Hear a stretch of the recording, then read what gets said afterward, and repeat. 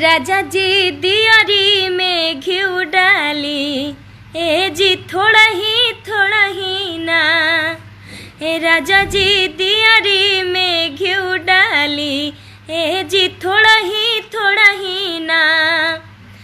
सब ना चढ़ावे के बा, दियरी जरावे के बा, भोरही ना। ए राजा जी दियरी में घिउ डाली, ए जी थोड़ा ही ना। डमरू काहे खातिर बजवनी, हम तयावते रहनी ना। गौरा पार्वती जी कहतनी शंकर भगवान से, डमरू काहे खातिर बजवनी, हम तयावते रहनी ना। डमरू काहे खातिर बजवनी, हम तयावते रहनी ना।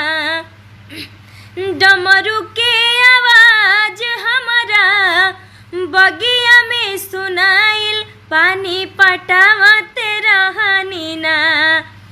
डमरू के आवाज हमारा बगिया में सुनाइल, पानी पटावते रहनी ना।